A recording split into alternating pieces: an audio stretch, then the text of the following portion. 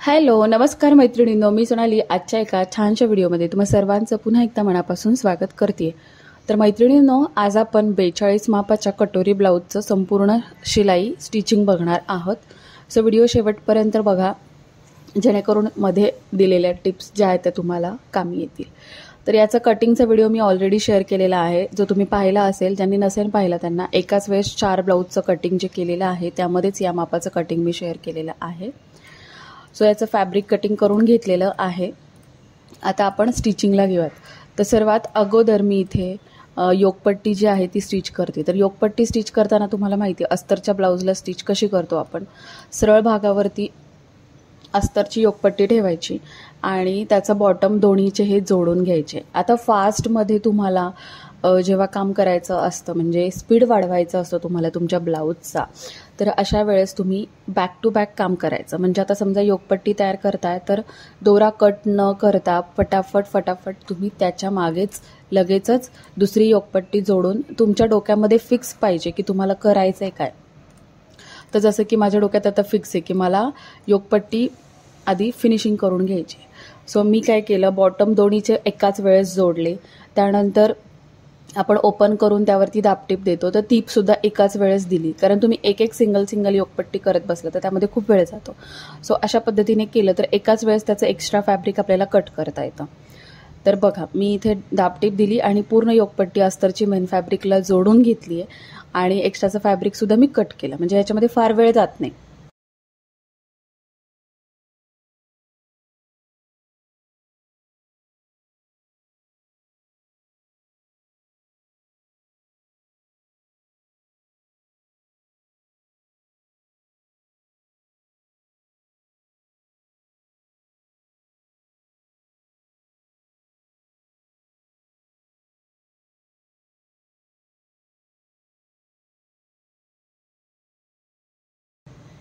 आता घेतली मी कटोरी पण सेम कटोरी जेव्हा आपण अस्तरला जोडतो तेव्हा दोन्ही कटोरी एकाच वेळेस दोन्ही लेफ्ट आणि राईटच्या रेडी करून घ्यायच्या आणि मेन फॅब्रिकच्या उलट्या बाजूला अस्तर ठेवतो ना आपण।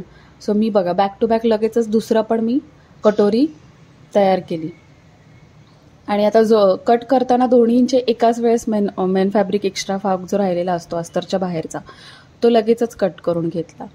ते झाल्यानंतर साईड पार्ट लगेच मी लेफ्ट आणि राईट ठेवून घेतले। हे सुद्धा अस्तरची बाजू मेन फॅब्रिकच्या उलट्या बाजूला ठेवायची, ते सुद्धा मी जोडून घेतलं, एक्स्ट्रा फॅब्रिक कट करून घेतलं।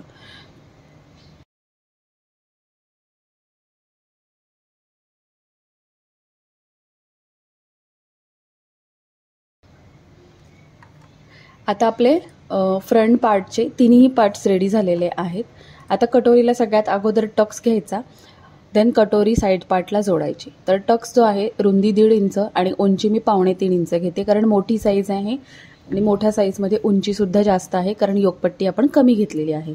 आता या केसमध्ये तुम्ही 2.5 इंच जर योकपट्टी घेतली तर टक्सची उंची 2.5च ठेवायची आहे, कारण आपली योकपट्टी वरती येणार आहे, त्यामुळे टक्स हा खूप वरती पण नको जायला। आता इथे योकपट्टी मी 2 इंच ठेवली, म्हणून मी इथं टक्स जो आहे तो 2.5 इंच 2.25 इंच याची उंची घेतली।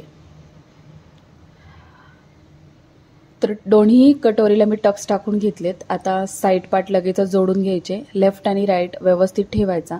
आता इथे बघू शकता तुम्ही, कटोरी ही साईड पार्टला 1 इंच जास्त आहे, तरीसुद्धा आपण ती ॲडजस्ट करून बसवणार आहोत दोन्हीही पार्टची।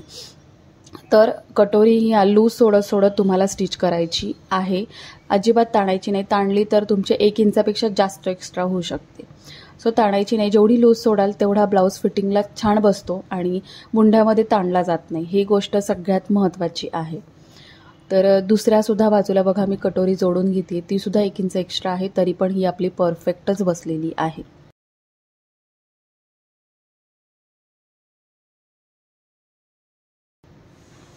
आता कटोरी जोडल्यानंतर थोडी सेट करून घ्यायची, बोट फिरवून घ्यायचं। आता डायरेक्ट आपण योकपट्टी जोडणार आहोत। तर बघा अस्तर जोडून घेतलेला आहे ना, नेहमी योकपट्टी जोडताना हुक आय पट्टीच्या बाजूने जोडायची, जेणेकरून कमी जरी पडली तरी आपली फिटिंगच्या बाजूला कमी पडते, तिथे आपण एक्स्ट्रा भाग कट करतोच तसा। तर बघा मी जोडून घेतलेली आहे आणि वरून दाबटीप द्यायची। जर तुम्हाला इनविजिबल जोडायची असेल तर तुम्ही इनविजिबलसुद्धा जोडू शकता, त्याचा सुद्धा व्हिडिओ मी पोस्ट केलेला आहे। आता फ्रंट पार्टचा आपला एक साईडचा भाग तयार झालेला आहे। फिटिंगच्या बाजूला आपण एक्स्ट्रा पार्ट जो घेतो, जो बॅक साईडमध्ये 1 इंचाच्या टक्समध्ये जातो, तो इथे एक्स्ट्रा असेल तर तो कट करायचा. त्यासाठी बघा मी हुक आयपट्टीच्या बाजूला त्याचं मार्जिन सोडलेलं आहे. कमरेचा चौथा पुढे 1.5 इंच तेवढं मार्जिन सोडलं.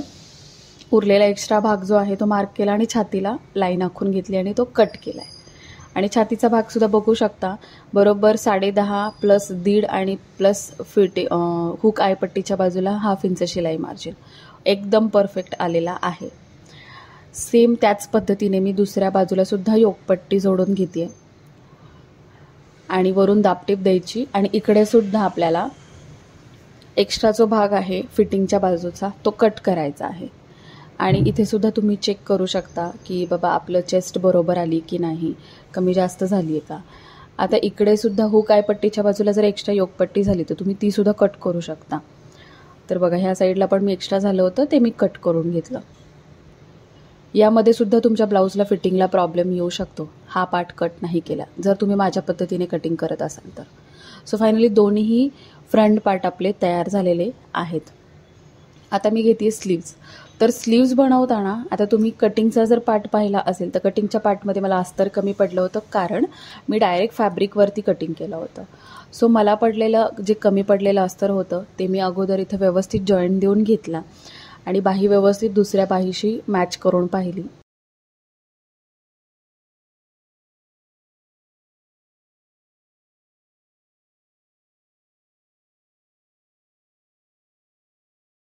परफेक्ट झाली. त्यानंतर आता मी मेन फॅब्रिकला अस्तर जोडून घेते. अस्तर जोडताना तसंच करतो आपण, जसं की मेन फॅब्रिक सरळ ठेवायचं आणि त्यावरती अस्तर ठेवायचं. आता एकाच बाजूच्या दोन्ही बाही होऊ नये यासाठी पण एक मी सेपरेट व्हिडिओ बनवलेला आहे. काय चुका होतात, काय चुका तुम्ही टाळल्या पाहिजे, कटिंग करताना काय प्रिकॉशन घेतली पाहिजे, ह्या सगळ्या गोष्टी इन डिटेलमध्ये मी त्या व्हिडिओमध्ये सांगितलेल्या आहेत. नसेल बघितला, तुम्ही सुरुवातीलाच कटिंग शिकत असाल तर नक्की तो व्हिडिओ बघा, तुम्हाला त्याचा फायदा होईल.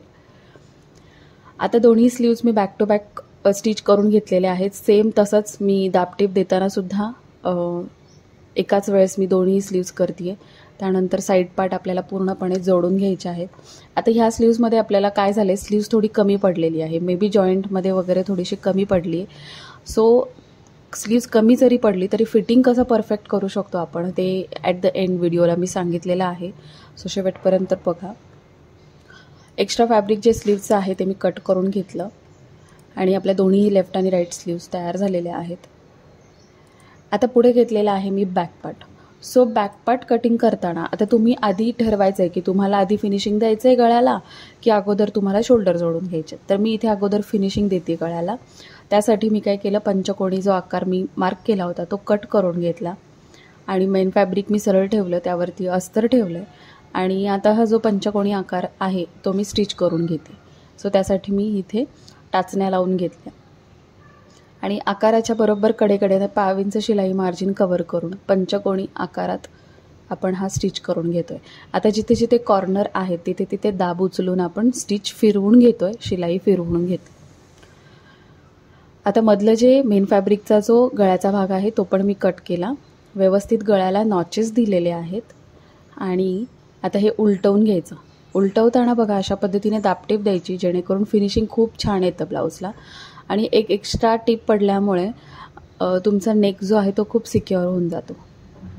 तर अशा पद्धतीने मी एक दाबटीप दिलेली आहे. पूर्ण मार्जिन जे आहे ते या टिपच्या खाली घ्यायचं.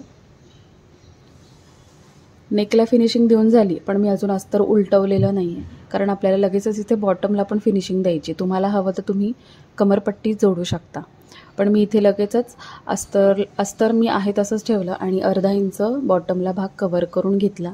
नॉचेस द्यायचे म्हणजे उलटवल्यानंतर फॅब्रिक ओढून ताणून बसत नाही, एकदम नॉर्मल बसतं. आता इथे मी बॉटमला एक टिप टाकून घेते आणि आपल्या नेक जो आपण तयार केलेला आहे त्या नेकला सुद्धा एक दाबटीप वरून द्यायची जेणेकरून फिनिशिंग छान राहील.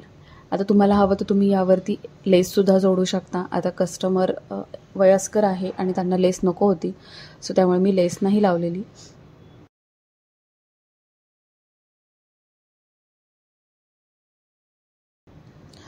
त्यानंतर अस्तरचा जो एक्स्ट्रा भाग आहे, जो साईडचा भाग आहे तो आपण जोडून घ्यायचा पूर्ण आणि एक्स्ट्रा भाग कट करून घ्यायचा.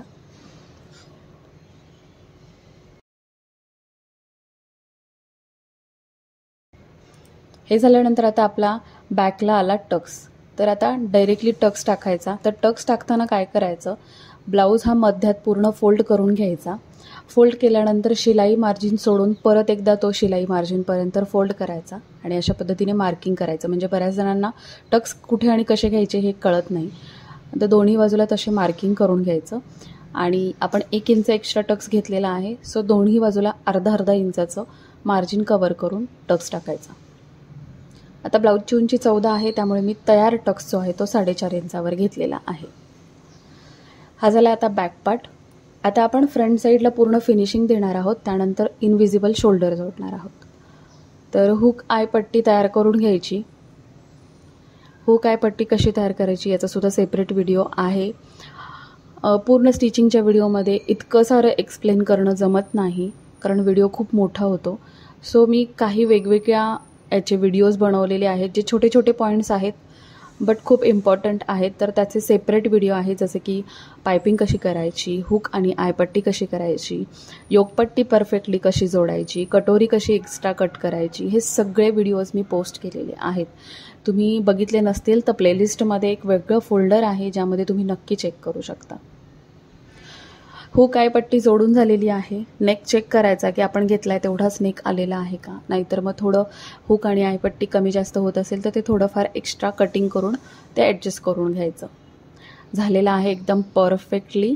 आता गळ्याला फिनिशिंग द्यायचं पुढच्या, कारण पाठीमागच्या गळ्याला आपण फिनिशिंग ऑलरेडी दिलेलं आहे. तुम्ही जर का पाठीमागच्या गळ्याला पण पायपिंग करायची असेल तर ह्या केसमध्ये तुम्ही इथे शोल्डर जोडून घ्यायचे. आता मी अगोदर पुढच्या गळ्याला फिनिशिंग देणार, त्यानंतर इनविजिबल शोल्डर मी बॅक साईडला अटॅच करून घेणार आहे. तर जशी आपण क्रॉसपट्टी गळ्याला पायपिंग करायला काढतो तशीच मी इथे काढली आहे. एक साईडचा भाग मी इथे फोल्ड करून घेतला आहे व्यवस्थित. आणि आता हे गळ्याला आपण 1/2 इंच मार्जिन कव्हर करून जोडून घेणार आहोत. व्यवस्थित जोडून घेतलं आहे आणि ओपन करून दापटीपसुद्धा द्यायची. व्यवस्थित दोन्ही पार्ट मी तयार केलेत. आता शोल्डर जोडायचे आहेत बॅक आणि फ्रंटचे. तर मी काय करणार आहे, फ्रंट पार्ट खाली ठेवायचे दोन्ही समोरासमोर, त्यावरती बॅक पार्ट ठेवायचे.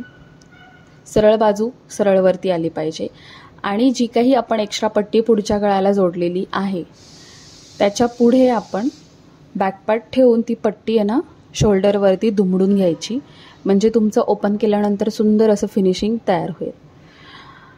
तर हे बघा, ओपन केल्यानंतर छान फिनिशिंग येतं आणि आतमध्ये जे आपण 1/2 इंच शिलाई मार्जिन घेतलं की नाही ते आपलं बाहेरसुद्धा दिसत नाही. आता ही जी गळ्याला आपण पट्टी लावली आहे तिला हात शिलाई करायची.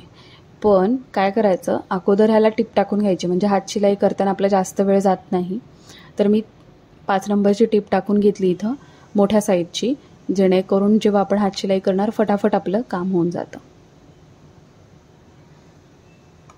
हे झालेलं आहे शोल्डरला फिनिशिंग. आता मी घेतलेत स्लीव्ज. स्लीव्ज बघा थोड्याशा कमी पडत आहेत. मी अगोदर चेक करून घ्यायला सांगितले तुम्हाला नेहमी. तर मी दोन्ही बाजूला 1/2 इंच मार्जिन सोडून मी स्लीव्ज अटॅच करते. 1/2 इंच म्हणजे दोन्ही बाजूला, म्हणजे फिटिंगच्या बाजूला, आणि जोडताना पण अर्धा इंच शिलाई मार्जिन मी या इथे घेतलेला आहे. तर बघा बाही जोडून झाली आहे, डबल टिप टाकली. आता लगेचच या साईडला मी फिटिंग करते. तर सरळ बाजू बघा मी अशा पद्धतीने घेतली आहे आणि फक्त आपण मुंढ्यापर्यंतच ही सरळ बाजू जोडणार आहोत. ओके, तर हे बघा इथे मार्जिन अर्धा इंच आपल्याला स्लीव्ज कमी पडते. आता हे बाजूला ठेवलं आणि दुसऱ्या बाजूला मी लगेचच स्लीव्ज जोडून घेतली. दुसऱ्या बाजूला पण सेम होत आहे, तर ते सुद्धा मी सरळ बाजूवरती आधी फिटिंग करून घेतलं सेम मुंढ्यापर्यंत, कारण उगाच ओढून ताणून त्या स्लीव्ज आपल्याला चेस्टमध्ये आणायच्या नाहीत. आता उलट्या बाजूला बघा मी उलटवलेला हा भाग.